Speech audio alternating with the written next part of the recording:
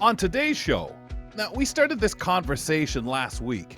Are you eating enough fruits and vegetables? Probably not, but let's find out exactly how much we should be eating. We'll have nutritionist Julia Karantjas help us out with that. Well, Toronto's invasion of the Swifties has come and gone, and it got traveler and describer JJ Hunt thinking about the cultural experience of going to concerts in different parts of the world. So, stick around. Our performance starts right now. This is Kelly and Company. So you'll go to concerts, but Kelly MacDonald generally just no. It's always been a thumbs down kind of thing, but I have Ramya Muthan joining us on the program. When have you? Yeah, I'm a funny bird about concerts. I mean, I'm certainly not going to fib and say I haven't gone any, I haven't spent the money on them. My preferred ones used to be the free one in the park, that would once in a while happen years ago. They got past Yeah. those, and but I just think I lose out. And I used to have a buddy when I was working in Toronto. He liked to go, so once in a while I'd get snagged to go with him to a concert either in Toronto or sometimes out at the casino north of Toronto there. At Rama, he would like to go, and but the groups he would see would be a little more obscure. And when I say that, just groups that were once something, maybe now aren't so something, such as I think Oh, he took me once to see Air Supply. You've never heard of them. Air Supply is obscure now, Well, or just yeah, like now to a some has people. been. Oh Well, I don't my like that word! word. I'd rather say When I obscure. say I'd like to see what they would rather be called. yeah, Would but you rather be obscure a is something has-been or totally. obscure? It's totally different to me. I think of like Weird Al Would you Yankovic, rather but be even he's defunct? pretty mainstream now. Who? None of the above. Weird Al. Oh, Weird Al Yankovic. Yeah, I don't I'm hear much saying about that. Weird Al. Yeah, he's kind of obscure. Well, obscure By choice, though. was so right, and then that became mainstream. So I'm thinking even that doesn't count for obscure anymore. But yeah, you're just talking about has-beens. I don't Well, like calling them that. Do you, Fern? Fern Lulham joining us. Would you call a group if you met them and say, "Hey guys, really nice to meet you. Can you sign this, you in the obscure most has-beens?" loving way. I probably wouldn't say that. No, maybe they're just taking a short break, and maybe they're are going to be instead of has been. Oh my wow. That's a Yes. You've it's always got to put a optimistic. positive spin on everything. Yeah. Like they'll come back for an encore. Well, they're kind of Yeah. ripen, right? Like a fine old wine. I think that's a nice way to say, "Hey guys, are you calling us old?" Well, no, I'd have to look in the mirror, and I wouldn't be doing that if I was saying, "No, you're just ripe like a fine wine, Mm. Well, we're aged getting a lot of properly." that at the moment in the UK. We're getting a lot of bands that were around in the 90s when I was growing up, and then they go away, disappear, and you think, oh, we're never going to see them again, and then bam, they're back and they're Yeah. doing like a comeback tour. It's all Yeah, exciting that's a because you comeback. haven't seen them for a while. Mhm. Yeah, that's its own thing But now. you got to exactly. You got to give people some time to get bored and All miss right. you, and then you can come back and even stronger. So Air Supply came with a comeback tour, huh? I'm Like not really sure how nostalgia, much like they kids on the actually New Kids broke on the up, Block. right? Because sometimes they add people, somebody leaves and they add somebody else, like all right, now you're that guitarist or you're that whatever, and they never technically break up or because they still take in everything. I think that's more what they did versus these bands that actually break up because they had some bad argument, creative differences, Mm. or just somebody just said, "You ate the last cookie, and that's it." And they break up over that.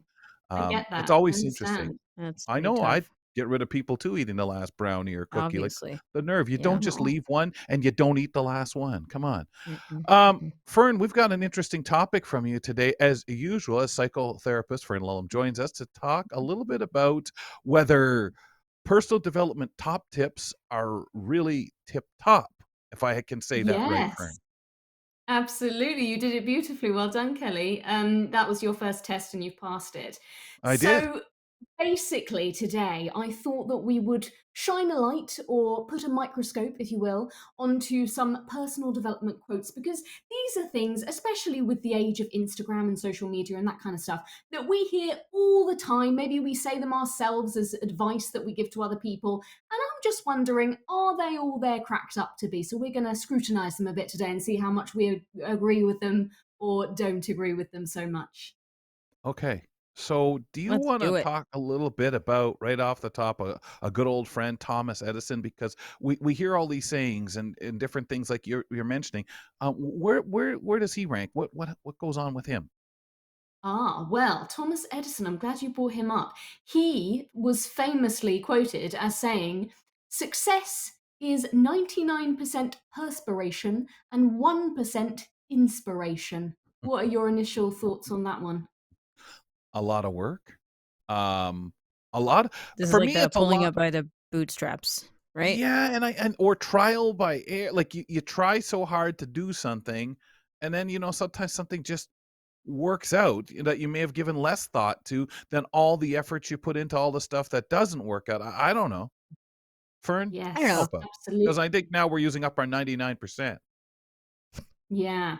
Yeah, well, I think it's a difficult one, isn't it? Because like you say, sometimes you can have I think you can actually have too much creativity sometimes. I think For sure. that at times I kind of just think, "Oh, I've got this great idea," and I get really obsessed with the idea, and then I don't kind of I sort of get a bit complacent, and I don't do my sort of due diligence of like, how is this actually going to work? Am I going to go through it and make sure it works? And Mm, then I just show up on this show and it just kind of falls flat, and I think, maybe I could have done a bit more of the old hard work there. not Maybe on this Edison show. was right. Maybe that was his light bulb moment. I've been waiting to say that all Ah, day, by the way. Ooh, ah. I like Oh, that we're light really bulb. getting into it. Talk Uh, about shedding light on the subject. yeah, there you Absolutely. go. You always have to one Out of up your me, don't you, systems Kelly? now? Okay. I just want to make people's heads spin, make them feel light-headed. Go ahead, Rum. Mm. Yes.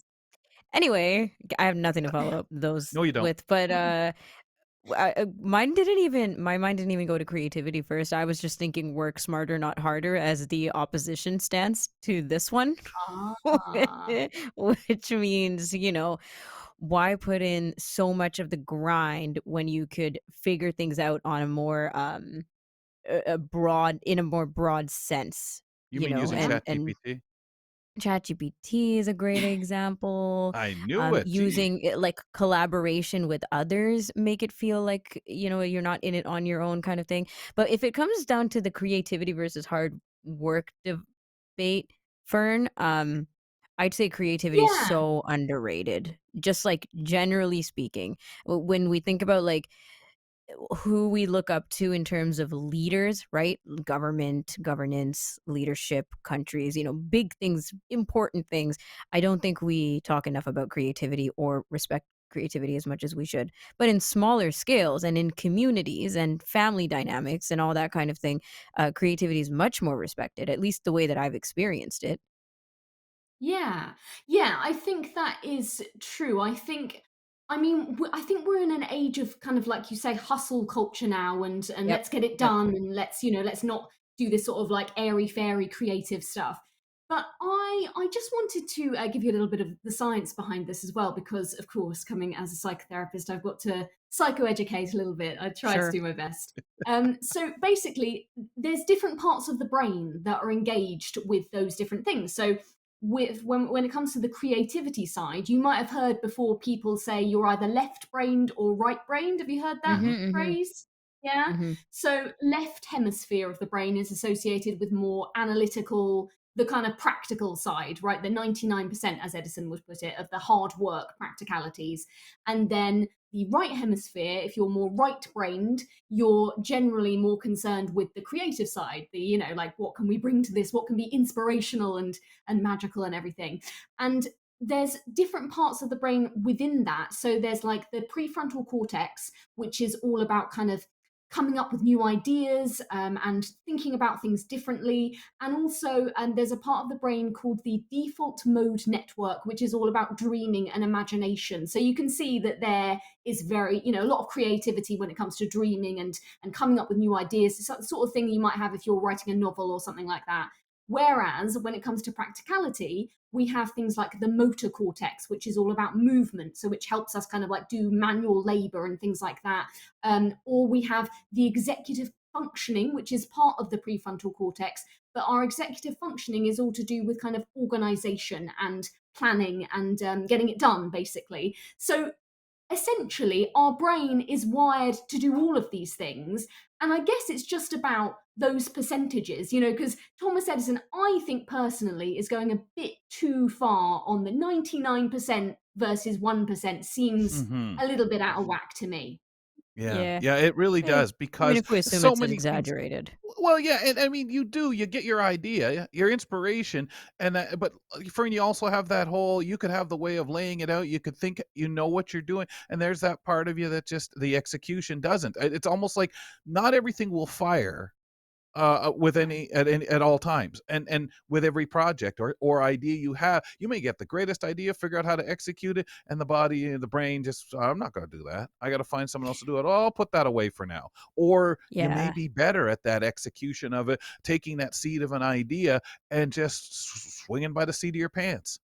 Well, some of us are just Exactly. And built that way, right? That's We're right. more interested in or keen to develop the analytic side or measure things or break down and We're chart uneven. and graph, right? And while We will others of us function are uneven better with the generally. idea and the brainstorming and the collaborating. Yeah. So that's why I go back to group work, which I Team. yeah, hated and very much. I wonder because of course, as we pre-mentioned that Thomas Edison was the guy who came up with the light bulb, right? And I'm wondering Mhm. if he kind of thought, because I know a little bit about the process that he went through. I think it was that he sort of came up with this idea and then he tried it a million different ways and it didn't work over and over again. And then eventually he finally Yep. found a way that worked. So I'm wondering if that's kind of related to Perseverance. this. Like, I came Mhm. up with the inspiration, and then I just had to put in a heck of a lot All of the work to grind. actually Right. make Yeah. it The happen, different wicks right? or whatever you call them that went into the bulbs because some of them would burn quicker, less, or wouldn't work at all. I remember Yep. reading on that, and there was so many different things. That's the way I take it, that you might have that seed of an idea, that full idea, it's that execution and the problems. That didn't work. Try again. Go back to Well, the you know drawing what board. it Try it is? again. Creativity, and that's the same thing when going back to what you said about hustle culture, right, Fern, which is that creativity is all good and well, but like what do you have to show for it, that kind of thing, right? The reason why I think a lot of us will by default or unconsciously take much more inspiration from the guy who got up there, who's a millionaire now from starting from nothing, right, like the 0 to 100 Mhm. value, is because he worked hard at it. He grinded and he put in the work, and it's not necessarily the creativity that we think about. Even with entrepreneurship, right? Like the ones that end up being big are the ones that worked hard and executed and kept going past all the trials and tribulations. And so it's not necessarily the conversation around the creativity. But the creativity is Yeah. always in Well, there. It's always in yeah, the Has, absolutely. yeah. process. And what I was thinking as I was thinking about that process of him, trying different things, you have to be creative. If it's not working and you've got to try something else, Yeah, you've then got to come up with new inspiration. of So, course. yes, there's hard grind in that, Yeah. but also you're still using that creativity to come up with a better idea Yeah. essentially That's than you right. had before. And So, if it's not you, To then you're rehone leaning it. into other people's That's right. creativities. And And that is the way to do it, but again, you'll get a lot of people that just want, "Hey, he had success, why can't I? I've got an idea," and it is a lot of time once you get your idea, once you try have a little success or the little mixed in failure, to keep trying, to keep working on, to keep perfecting it, even once people are happy with it or you're reasonably happy with it, there's always more or something next. So, if you're comfortable with those thoughts and that methodology. yeah. Well, and I think also what we've uncovered here is that it's not just down to creativity and hard work. There's also Mm-mm. resilience and there's also Yes. absolutely. fortune and a bit of luck in there as well, Absolutely. So Yep. there are other elements at play as well as those things. There's always lots of different Mhm. things going on, lots of factors into whether something works out or it doesn't. Yeah. Yeah, well, this was a good one. I mean, there's so many other kinds of self-development or inspiring quotes that we can dive Millions. into as well, but there's always so much to discuss. I was thinking about competition as well, right? We value competition so much in society, and that's another kind of like reason to think about hard work over creativity, because creativity is literally slowing yourself down, being able to just sit with things or explore a particular concept without necessarily going through an end product or finishing a finish line. Whereas grinding and hustle culture, there's a lot of competitiveness in there. Yes, yeah, that's true. And do you know what? I sort of think as I've sort of got older, I'm sort of speaking like I'm a granny now, but I feel like over the years, because I was always, we've talked about this in the past, I grew up as very much like a overcompensator, people pleaser, or you might say very left brain. But Yeah. as I'm sort of trying to step more into my creativity and myself and my fun side, I actually think if you can be brave enough to do that, and I use brave intentionally because I think sometimes we go into the hard work thing because in a way it feels safer because we're always taught Mhm. from a young age, if you work Work hard. hard, you'll Yeah. be successful, right? That's, Which is Yeah. part that's of just that it. hustle, hustle, hustle, right? It's work, or if you Yes. spend more time, you're gonna be more successful because you spend, instead of 8 hours working, 9 hours, which it's never been proven to be even remotely accurate. Yeah. Yeah, absolutely. And if you can just take that step back and say, okay, if I just take a break instead of powering through, because that's something I've very often been guilty of, is just like, well, I need to get this done. I'm just going to keep going. If you actually take a step back, you actually come back stronger, and your brain is ready to Mhm. do things, and you do think about things from a different perspective, and sometimes that can be the best thing. So, Yeah. it's a scary way, but it's sometimes the best way. Fern, absolutely Well, I'm fantastic. left-handed, so I've been using my right hemisphere and creative brain for a very long time. I've only very Yeah. recently Good, it been like, served "Oh, you maybe I well. should start taking things more seriously." Yeah. Thanks, Fern. No, surely not. Yeah, Exactly. sure. Thanks. Thanks, Fern. Thank Well, you, and don't forget to be creative and also analytical as well. It's important. yeah, Mhm. very Everything. analytical, for All the sure. above. Always thinking it over. Well, what about that talk? Yeah, where do I stand? That'll stick with everyone for a while. Fern, we'll talk to you in the new year. Look. Psychotherapist Fern Lulham will return in the new year. Promise. I know she's just kind of there, then gone on us, but I promise she'll be back. So you say, again, we used to think a lot about this left. Are you left-handed, right? And judge ourselves on it. And I think that's a big thing. Knowing what you do best, your limitations. We talk about this roundabout way a bit with Kevin Shaw, especially when we talk entrepreneurship. Yeah. Yeah.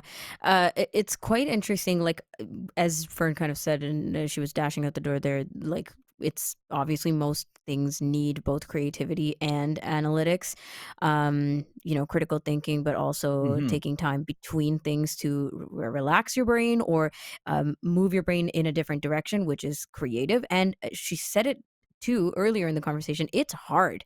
It's hard if you lean one way to structure yourself to try or deliberately try to be another way. If you're not a creative person or you've kind of written off creativity, like, I'm not a poet, I'm not going to do that, I don't write, I don't do art, then it's hard to take that first step, or you need other people in your life to kind of inspire you to do so. But I think it's important. Also, I wanted to shout out this TED talk by Dr. Jill Bolt. You can find it online on YouTube, and it was really, really interesting. So basically, she lost full functionality of her left hemisphere of her brain after experiencing a stroke. And she had to Hmm. recover from that. She lost like a bunch of language skills, a whole bunch of other skills, and was only functioning on her right hemisphere. And she was a neurologist. So this was so interesting to her, and basically she reported that entire experience afterwards and delivered it in a TED talk. It's called "My Stroke of Inspiration," and I thought it was very interesting. So if you Yeah. want to check it Yeah. out, that's I another one. love when people go through something, and as they're going through it, they document it. And really, it's tremendous for those Hmm. of us. And everyone's going to be different. Every situation, even someone having an incredibly similar stroke, that experience is going to be different. Unfortunately, too, a lot of time in our world, we are so influenced by, oh, I'm no good at this. Yeah, but you've only tried it for 3 minutes. Oh, I'm no good at it. And we get Hmm. so scared off of stuff. Like you said, I mean, I get there are things that were tried. Hey, you're left-handed, you have to be right-handed, years and years ago. That may not be the healthiest thing to force somebody to do, but if someone Yeah, chooses to develop and become, your mind is open and accepting, as opposed to no and fighting and the problems that come. I think, like you say, there's a lot to be said for just trying something different for whatever the reason is, even just to make your brain cycle differently. And honestly, that's why they tell you to it's so use the healthy. opposite hand to like. It is healthy, and the things that we do now to try to expand our brains, because they say that, right? Our brain is very malleable, is still very there's a lot of potential for your brain to continue expanding and growing and to Yeah. readapt to different things. So little things like even using the opposite hand, your non-dominant hand, to brush your teeth every day, Yep. or doing other exercises like that, that is difficult for your brain initially, but is doing something helpful. And And the then reason it's different, it feels different. Doesn't yeah, necessarily and it's mean probably helpful it for when we're like shouldn't 50 be. and 60 to Yeah. start doing Or if these you have things when something you're happen. younger. Yeah, Yeah. But, exactly. the older we really gotta keep our things going too because we're so set in our ways and the things we do. "Oh, why would I pick up a new Mhm. skill now? I'm fine. I'm good." That's what it If you is, wanna yeah. reach out to us, folks, remember to check out our podcast. You can sit there and enjoy the show. Do it from your catcher of choice. Maybe while you're in there, give us a rating and review. We'd love to hear from you one way or another out there. We welcome in Julia Karantjas, who switched days now on the program on Mondays with us. Julie, last Tuesday we had a very interesting conversation that we said, hey, we need to pursue this because I get frightened off of 12 servings of fruits and vegetables a day. Are we eating enough? So you're here today to get back into this conversation with us. Julie, what is classed as a serving size? Because I've told you, in my head, I sit down, have some fruit at lunch, sit down, have some vegetables at dinner. That's 2 servings. I'm a far cry from 12. Yes. So we'll chat about what a serving is, and then you guys can decide for yourself whether you are eating enough. But if you are eating less than twice a day, or even eating less than 3 times a day, you're probably not getting enough because you'd have to eat a lot in those 1 to 2 meals to get in that serving of fruits and vegetables that we're supposed to have. It also does vary based on age, right? Kids, they're eating less, obviously, whereas adults. So adults are supposed to have around 7 to 10 servings of fruits and vegetables a day. Kids are on the lower end of that, around 4 to 6. Um, and this is according to the Canadian Food Guide. If you look on different websites like the Mayo Clinic, they would go, the serving sizes are actually larger. So that's really interesting. But if you are having a whole piece of fruit, so a medium sized apple, a medium sized banana, that's a serving. If you have an Mhm. entire carrot, that's a serving. A celery stalk, also a serving. And so if you look at, those wholeness things, those, whole apple, whole carrot, those are your servings. For fruits that are tiny and you would measure them in cups, you're talking half a cup of berries, 20 grapes, 20, 22 grapes, depending on how big they are. That's a serving, which could be a lot. That's a lot of grapes. Uh, it's a lot of Way more grapes. than what I pick up Yes. when And I'm having a charcuterie board. yeah, How about absolutely. raisins? Um, Do they count? Yeah, okay. okay. So raisins count, but they're dried. And Uh-huh. so you would shrink that serving size by half. So if you're having a half So a you'd have to have cup of 40. a fresh, you'd Oh, have to have 40 raisins. Yeah. but Well, but let's say then, you did Julia, half a cup. Yeah. but then people with diabetes, for example, have to think differently. Exactly. The Right. sugar So levels you change. would, yes, but we're talking fruits and vegetables. So maybe you're not going for the raisins. Maybe you're going for extra carrots or Okay. extra Yeah. Yeah.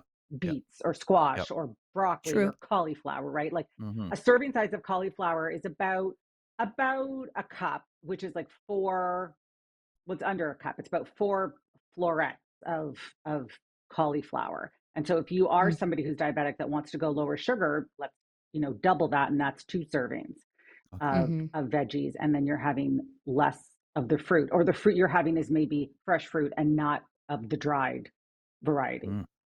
Wow. right? So it's the same thing with like fresh raspberries or fresh blueberries, because you can get dried blueberries as well. Fresh blueberries, you'd have half a cup. Dried blueberries, you'd have a quarter cup. Quarter Hmm. cup would be your I serving. And if is you there want to avoid the anything sugar, you choose some else. is there Okay. Yeah. anything into the fact that in the summertime, likely most of us in this area of the world have more servings than we would in the wintertime. I mean, we know how deprived we are of too many things in the wintertime. Is that really where we need to make sure we would put our focus? Like, again, I mean, I'm sure 12 servings. I'm not Yeah. going to say anyone's wrong, but it just seems so. And as you describe the servings, oh, good grief! I know I'm certainly not. Maybe I'm getting 4, maybe, and that's on a day when I better get some more fruit and vegetable in. Yeah. I mean, if you have one serving of fruit at breakfast, say an apple, 2 at lunch, and then 2 at dinner plus a snack, that's 6. Right. And you're Yeah. not like you're still one less than the recommended minimum for the day. So it's always something to Wow. be mindful of. I do think, and I don't know if there's actual, what the hardcore research is on the trends Hmm. versus summer to winter eating, but we do have, I mean, we live in a climate that is extreme where we do not have a lot of seasonal options available to us in the winter. And in the summer, I think a lot of people would admit their eating patterns are different. We have watermelon. I mean, lots of people would buy a watermelon and eat way more watermelon in the summer than you would in the winter. Also, Right. our fruit quality, I have Yes. noticed, is better in the summertime. I've recently have bought a bunch of fruit that has most of it has gone in the garbage and it looks Yeah. fine from the outside and you open it and it's terrible on the inside That's and it doesn't awful. taste right. It doesn't have the And texture cost. It's ridiculous, and and you're throwing I it mean, away. oh, it's awful. It's really awful. And you've gone grocery shopping, you don't have time to go back. So now you just don't have the food. You don't have Mhm. anything. And so you're eating, a piece of toast.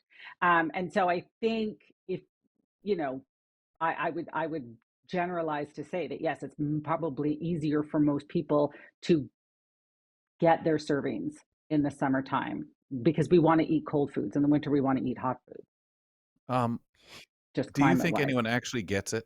Like, Rum, I'm sitting here and I Yes. know you Like have the something to serving get. I'll let you. size? Like, I mean, when you tell people this 12 and stuff like that, Julia, when you're consulting with people and things, do you find like I think a lot of us think, oh, I have enough vegetable. I have a couple of. I have some at But breakfast, or I do Yeah. have we some. actually We think we're know? doing it, and now I What I listen to would, you, Oh, and it's well, like okay, no, and depressing. then the rest of us know we're not. Like, we know that we're not right, getting these servings I in right, only know because Julia says on you're not average. getting enough. And I'm like, Yeah. what? Yeah. Like, good grief, what do you want me to do? Like, I got to I put a could garden safely out there. Well, assume that the same. I would start and take a look at, how much is that person eating now? Let's say they're getting 4 servings. I would then add 1 or 2. Like you're not going to go from Yeah. 4 to 10. That's that's too much of a change. That's not realistic. Things don't happen like that. Um, there's also supplements you can use. I mean, I've already had 5 servings, and so I'm pretty confident that by the time the day is Oh, done, I'm going to get snap. 8 because I've already had 5 this morning. Now, we all know I'm a massive smoothie drinker. And so I Yep. have had my smoothie. And then I do use some greens powders to increase my serving because I know that if I am not mindful and if I don't do these things, I'm not going to hit it. I don't Mm. even know if I have enough food in my fridge right now to hit it with like fresh stuff. I just don't think that I have that. That's where frozen things can be very helpful. I mean, if you're making a Yep. soup, you Yep. can throw in frozen vegetables, any frozen Yep. vegetable, carrot, Yeah. peas, corn, the mixture of all, edamame, frozen broccoli. I mean, so many frozen options. Have it on hand, dump it into soups, add it to stews, and just be mindful of adding it. And then, We you can do it. we know that, like, flash frozen, you're a fan of it. We all talk about how I convenient it am. is to get more stuff in and a variety of it. But is there actual differences of any kind when it comes to serving size versus for fresh versus frozen? Depends what you're looking at. I have seen, not on the Canadian side, I have seen some stuff on the American side where they do change the serving size from Oh, interesting. fresh, whether it's fresh or frozen. It is interesting. I'm not really sure what the science is behind that or the rationale. I didn't take that big of a deep dive into it. I do think Yeah. that sometimes if you think too much about it, it overwhelms and then you just kind of are like, okay, I'm not doing any of it. But there are some I've seen, yeah, differing opinions on that. Um, in Canada, they just, half a cup, half a cup, half a cup, and we're not Mhm. differentiating so much between the I would frozen and the assume, fresh. And I like, do think that's maybe helpful for people. yeah. Well, I would assume things like spinach, it's a little different, right? Like, fresh spinach is Ye- fresh, and frozen right. spinach you have to squish together to make into a solid thing, Yes, you cube. do. And so there's with spinach specifically, there's cooked versus not cooked. And when you get the frozen, it mimics the cooked. And so when you're Yeah, because it's doing blanched. leafy greens, right. Mm. And so when Mhm. you're doing leafy greens, if it's raw, like salad or any kind of green, it's 3 cups. And then if it's the cooked version, it's 1 cup because they know Okay. you lose a lot of that volume. And so with Yep. spinach, I don't even know. I think it would be better to classify it as fresh versus cooked as Mhm. Cooked, opposed yeah. to frozen because it That's what it I would is think. more of a cooked serving. Yeah, because there I'm is a glad you difference said with the volume cooked because the stuff. first word I was gonna say was poofy, and I was like, I'm Yeah, not gonna do it again to okay. myself Yeah. Oh, Fair, that's a poofy. kinder Yeah, this word for show. volume. I will say that I'm glad you brought up the not protein, the powders, because I think of people who, especially if they're on something like Ozempic or something like that, where you already don't feel like eating enough. What are you going to compromise, or Right. what could you do to make sure you get that in there? Because whether you feel like eating a lot or not, regardless, your body's still saying, yeah, you may not feel like eating, but I'd like those things if you don't mind. Right. Yeah. Because you still need, when you eat fruits and vegetables, you get that roughage and it's fiber and it's volume in the gut, which is great for most people. If you don't have a Yeah. high appetite, you can't fit it all in. But in addition to that fiber and the roughage, which is so good for our colon, we're also getting a lot of, which we've talked about so many times on the show, phytonutrients, right? All those Mhm. little Yes. micronutrients. And so that, taking the powders where you get none of the volume, but you're still getting those phytonutrients can be helpful. And I wouldn't suggest getting all of your servings from these powders. They're Mhm. never to replace whole foods. They're just there to supplement what is missing. And so if Yeah. you can physically only eat 4 servings a day because of, medical issues, Yeah. maybe these supplements could be helpful to bump you to that 7 or 8, depending on what your doctor has recommended to you. But they Yeah. could be helpful because they don't take up as much space Yeah. and you Yeah, still and get all these it's lovely benefits. yeah, I was just gonna say it's important, it's good, it's not like, again, let's blow up the whole frozen food myth as well on the benefits, especially whether you buy into it, like, and say, "Hey, flash frozen is Yeah. great," as we've talked about so many times. The fact is the body needs something, you need to do something, and I find this very, like, Kelly, you don't even come close, never have, and are you likely to? Well, probably not. Julia, wonderful. Thank you. Thank you very much. Nutritionist Julia Karantjas will be back in a week here on the program. She joins us on Mondays. Uh, Follow us on Instagram and Twitter, if you will, and you can do it at Kelly and Co. AMI. Use the same handle out there on Instagram and Twitter. Kelly MacDonald here with Ramya Muthan. Let's talk a bit of holiday movies because it's almost a holiday. So happy almost holidays to Mm-mm. you. And we want to talk about holiday films, movies, series, whatever things that Michael McNeely really wants to talk about. He's film critic. You might remember him from Now with Dave Brown. And he's back here with us and with our audience so that we can talk a little bit of films and series. His intervener, Jillian, is also here. So hello to both of you. Michael, you wanted to highlight at least two series today, and we are quite tight for time. So which one do you want to get to first? Hi everyone. I just wanted to say hi, and I know that you're tight for time, but just remember Hello. that I'm using captioning to understand what you guys are saying, so sometimes it may take a while for me to jump in. So why don't we Sure. start with Keira Knightley talking about Black Doves? Black Doves. Okay, this is a series on Netflix, and you've Mm-hmm. watched it already, I'm assuming? Yes, I finished it last night. I enjoyed it, but I found it a little bit complicated. What do you guys think about spy stuff? Spy stuff? Oh, I don't watch enough of that. Yeah, Kelly? I don't either. I don't mind some of it, Michael, but agreed. I'm not a huge fan. It's not my go-to.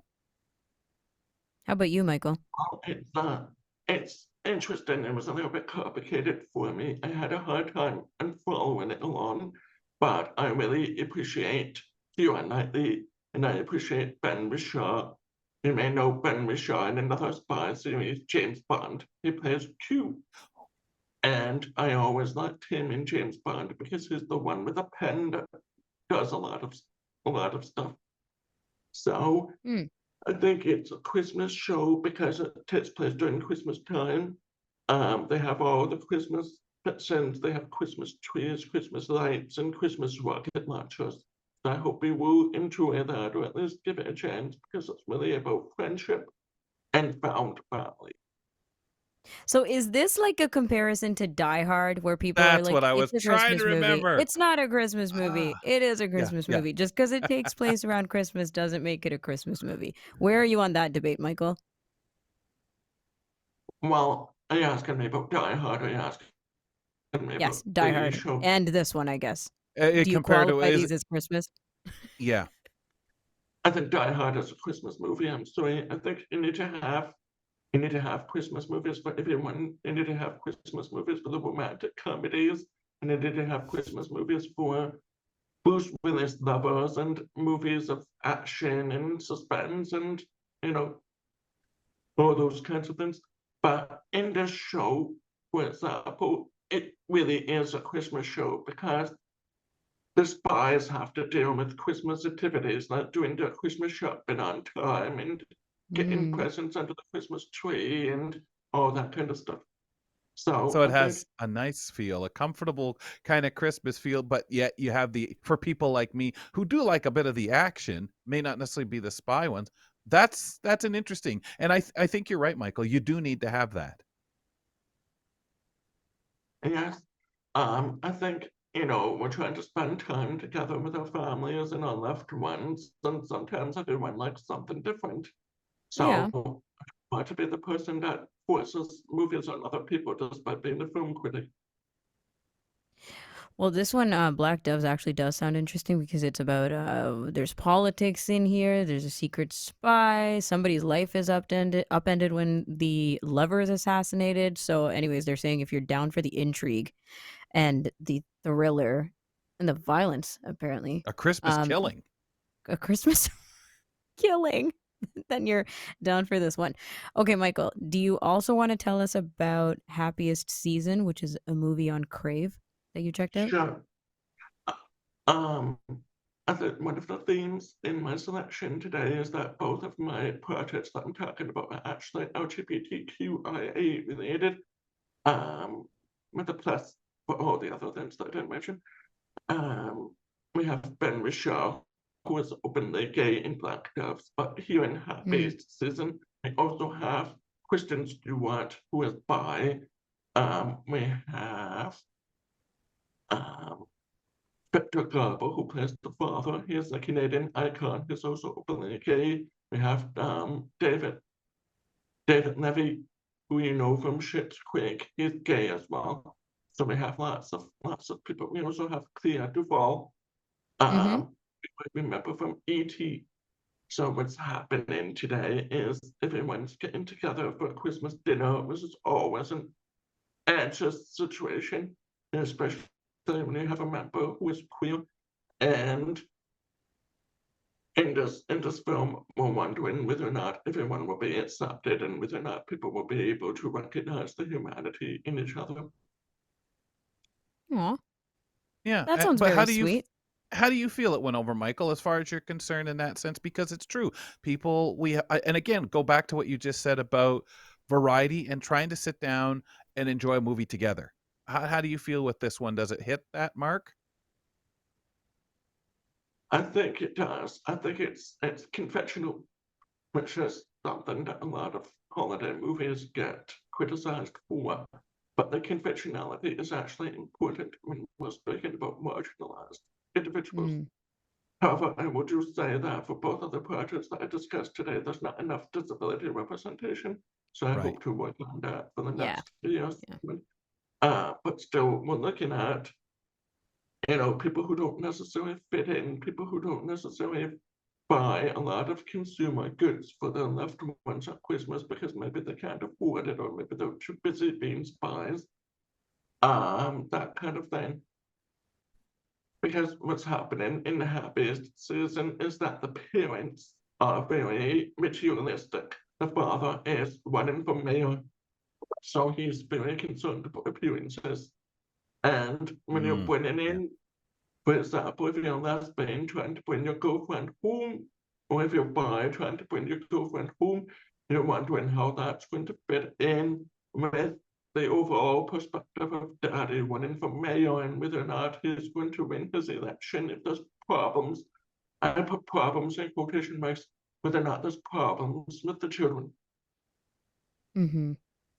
Yeah, I think that there are a lot more conversations about getting diversity in our holiday movies, whether it be Hallmark or anything else, right? Because we you mentioned this already. Like, there's the cookie cutter idea of what a holiday series are, and it's just not just Christmas, but Christmas is a good time to talk about it.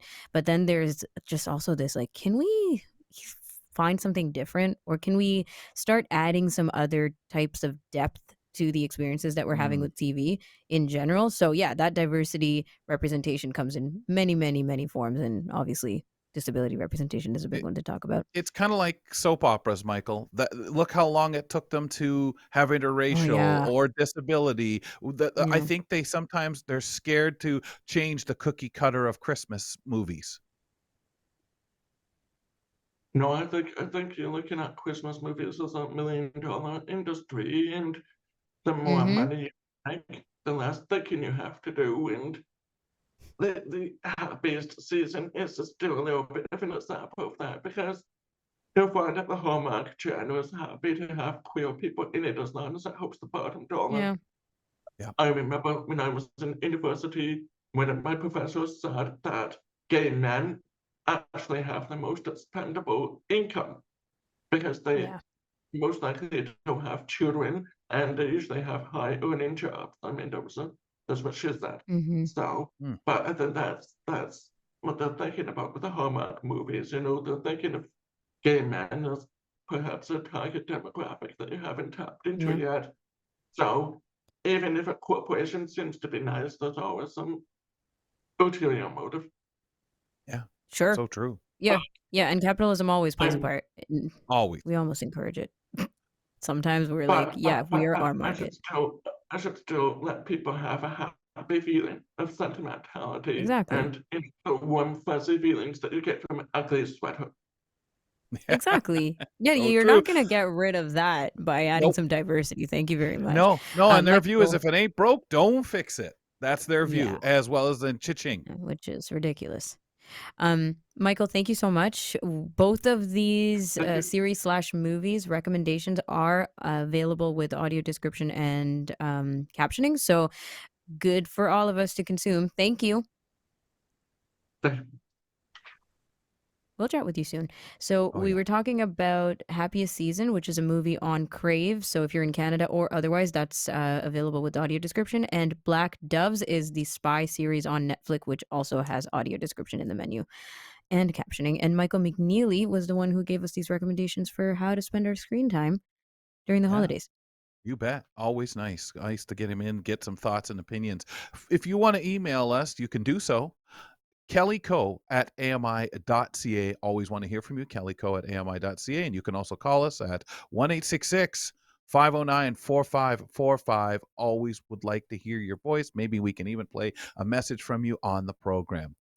Music might be a universal language, but a concert itself is a very distinct cultural experience. Now, how do the environment, the trappings, and visuals of the concert affect the experience of taking in the concert itself? We welcome in JJ Hunt, our describer, who comes in and shares with us so many wonderful pictures in our minds. JJ, welcome back to the show. Thank you very much. Good to be back. Well, Hello, JJ, JJ. we had Chris on the show the other day who really talked about the experience you guys had. We have the podcast to go to listen to it and some of those things that you got from that. Now, you went to see Taylor Swift in Toronto. What is that experience like for you, in all the things that you've been able to do? This was right in Toronto, your backyard, from the Yeah. experience of a describer and traveler. Yeah. So we went down to see, I mean, we didn't go into the In. concert. We Right. went outside the concert. You Mhm. know, Yeah. the describer lifestyle doesn't quite include tickets to T Swift. It's Don't you have 1,000 kicking around or more? Like many others kicking who were around. there. Yeah, Yeah. sure.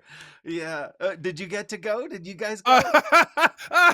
Sorry. I'm sorry. No. Were you trying to JJ, what a But sense of it was humor. lovely. The armchair experience of your podcast was enough for me. Thank you. And me More than Well, hearing enough, from that's actually. it. everyone about it and watching news, you guys, Chris on the show, everything you got to do, and the mystique of it. I mean, I heard there was a lot of people even at the sorry, what do you call it, the convention center, that were Mhm. Oh having yeah, their experience and taking it in and enjoying what they do. Those who would travel to go do it. Do you go into that's the it. show? No, I enjoy more outside the show.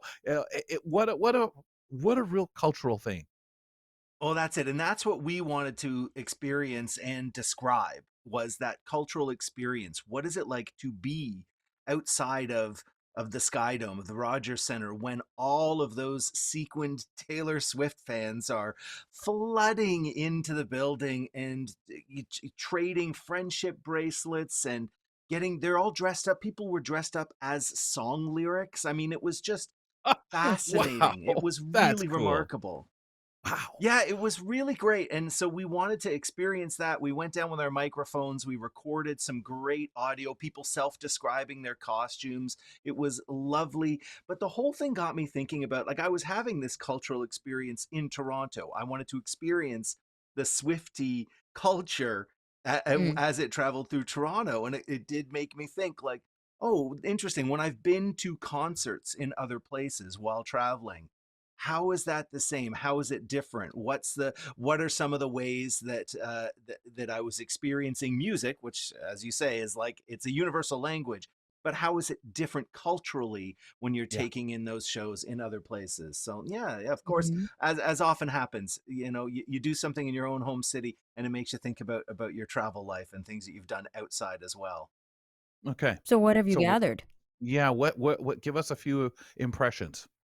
Well, I was thinking about some specific concerts that I've been to, and the kind of the first one that jumped to mind was I went to see Christy Moore, an Irish folk singer in Belfast, in the kind of mid late '90s. So this was right as the troubles in Belfast were kind of coming to an end, but things were still a little bit tense in Belfast. And so I was thinking about some of the cultural experience of going to this show in Ireland. You know, a very patriotic Irish singer who's getting up on stage. It was at Ulster Hall, a beautiful old soft seat theater with a lot of history, kind of like a Massey Hall. If anyone from Toronto knows Massey Hall, big old Mhm. brick building, storied stage. And there are things about that experience that now seem almost quaint, but at the time were really very harsh. So we were like screened, fully screened, metal detectors and everything as we were walking into the theater, which again in the '90s, well, that was rare. I had Yeah, never very much experienced so. anything in that kind of But security that a lot of that's before. coming off of the experience of the late 70s and 80s, right? That's right. So there was still a lot of anxiety about in Ireland at that point. You know, with a lot of bombings Yep. and public violence.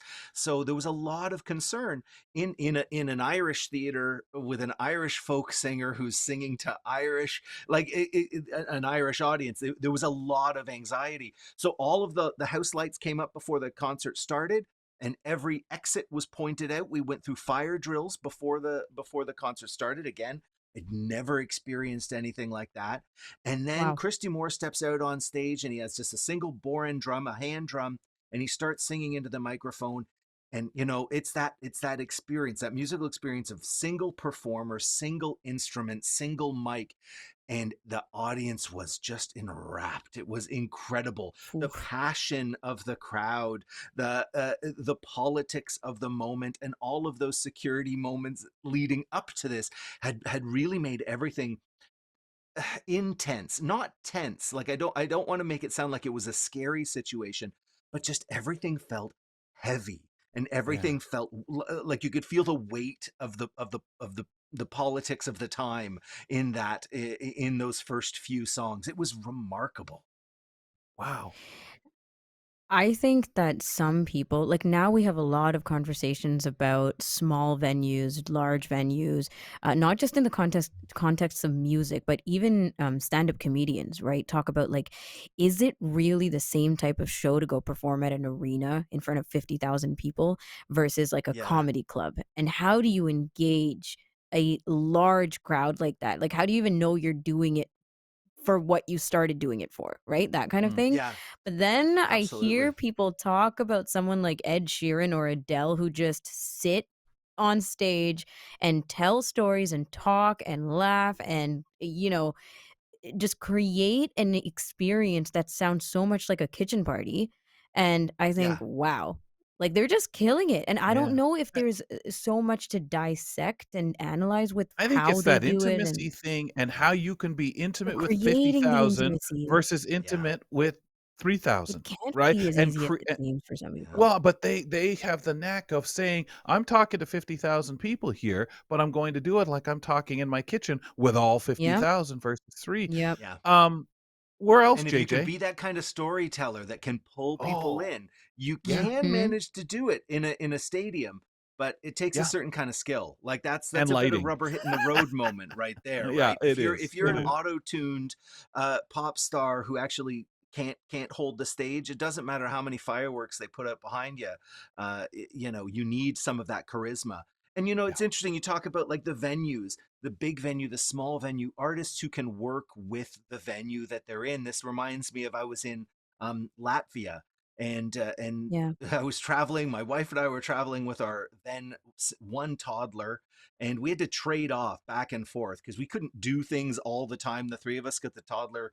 There were some areas that he wasn't going to go into. He wasn't big on museums at that point, and he wasn't big on churches and cathedrals and things like that. So on one pair of nights when we were in Riga, we traded off. The first night, my wife got to go to a choral concert in the Riga Cathedral. Mm. And then the second night, I got to go to an organ concert in the same cathedral. And this is Ooh, one of those. It's. I mean, just an extraordinary old brick cathedral with the spire, the church tower, and wooden pews, and high vaulted ceilings. One of those places. I'm not a religious person, but I can have a religious experience by being in a building like this. It's not about the religion, it's about the building. It's an extraordinary kind of place. And to hear the organ, this is again one of those outrageous organs where when they start to play those deep notes, you feel it all the way through your chest, like your whole body resonates with the music. And so here we have an artist, a musician playing their instrument, fully aware that this event is both about not only the music, but it's a combination of music and environment, music and venue. And so the organ is actually up above and behind. You're sitting in the pew facing the front of the church. You're not seeing the artist perform. They're up. This is a fixed organ up in the back of the church. So visually, if you're someone who's taking this experience in visually, you're just scanning the space. You're not yeah, watching anyone Mm. perform. You're no. hearing the music echo through the whole building while you're taking in this extraordinary old cathedral. Like that's a great marriage for me of venue and artist working together. Wow. Wow. I can't imagine that scanning, that just, "What am I doing with myself here? What do I" well, and again, I say that as a Mhm. blind person who most time feels that way anyway. "Well, I see light down there or something moving around, I might be able to notice Yeah. that." But really, it's like sorta lay back, enjoy, close your eyes, fall Yeah. asleep like you do listening to an orchestra. Incredible. That's it. And frankly, a really good experience for sighted people who are used to having a visual. Like Stimulation. Mm. that's what we think we're supposed to be focused on. But that wasn't the case Yeah. here. So taking in the atmosphere as opposed to specifically focusing your visual attention on something was a nice reminder to take things in different ways. Use all of your senses in a moment like that. It's interesting to think about people performing at like dinners and such, right? Like dinner performers or wedding performers, like people who are meant to be performing while people are mingling or that kind of thing. Because Yeah. again, back to that audience engagement, like it's very different and not everybody loves it. I remember talking to some artists when I was younger who, their startup gigs were going to perform at community centers or this or that, where events were happening and you're kind of just background singing, if you will, Yeah, to create the ambiance. And they're just like, I couldn't handle it. Like, Yeah. yeah. where's the applause? Where's the um acknowledgement of the performance? All People are things and just all doing their Yeah. own thing. It's tough. Totally. And Yeah. you must have to, as a performer, kind of steer your performance a little bit. If you're a performer Yeah. who is song, break, applauds, take a bow, that's not Mm, going to work if you, like you say, if mm-mm. you're supposed to be in the background of an experience. So you have to adjust your performance a Yeah. little bit.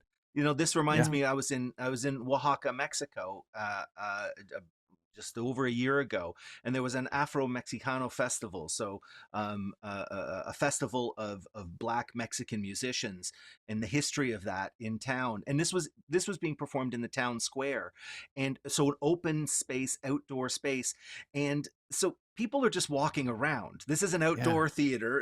It's just a stage in the middle of the square. So people are coming, people are going. The performers are on stage, and then when they're off stage, they're just hanging around. Like there's no real Yeah. backstage area for No. the performers to Mhm. hide. And so they really had to, as performers, as an MC who's putting this show together, you have to be aware that people are coming and going. There are going to be distractions. People are honking Yeah. horns. Vendors are getting into arguments with people over payment, and someone buying food from the cart over there. And what I really enjoyed about that concert was I would hang out right at the edge of the stage so that I could take in the performance that was on stage. Lots of amazing singing and dancing, folk dancing. It was really cool. But then I would also check out the dancers and the performers who were just off stage, who were like Mhm. waiting to go on, and they were having a little bit of social time and teasing each other, and some were like sitting down and having a drink, Mhm. waiting for they were tuning up their instruments. I really enjoyed that kind of getting a glimpse of backstage, getting to have one ear on the Oh, backstage yes. experience Sure. and one ear on the stage experience. Super cool. Yeah, well, I and a actually like that transient they do that audience. online too. Yeah, and see, Sorry. Yeah. the transient audience thing, I think is tremendous. The business at hand, it's kind of like what you were just talking about that mix of I'm background, this is the environment, but yet here, no, we're not background, but there's background, and There's you've got to background. There's Yeah. focus, stuff going on. concentrate, and perform. And for you, JJ, it's almost like an overstimulation of musician waiting, people buying, people watching, people leaving, people coming. Yeah, the soundscape was incredible. I brought my microphone there too, and I would just walk around and just let the mic pick up conversations backstage while and people, people making their purchases, people going to church because all this is happening in the town square, and all of it with the background of the Afro Mexicano Festival on stage at the same time.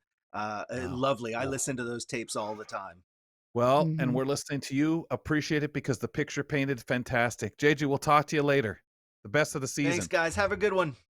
Thank you, Thank sir. you. JJ Hunt, our describer, popping in and sharing with us some great experience. Rumya, thank you. We'll talk to you in a couple of days on the show. Chat soon. On our next show, Alicia Grace Chenier shares her review of the film In My Mind. On Disney, you can find it, and it discusses with us the authenticity of disability representation within the film. We look forward to that conversation with her on the Tuesday edition of Kelly and Company. I'm waving at you. Have a great day. Thanks for tuning in to Kelly and Company. Follow us on all social media, and don't forget to like and subscribe to the channel for more.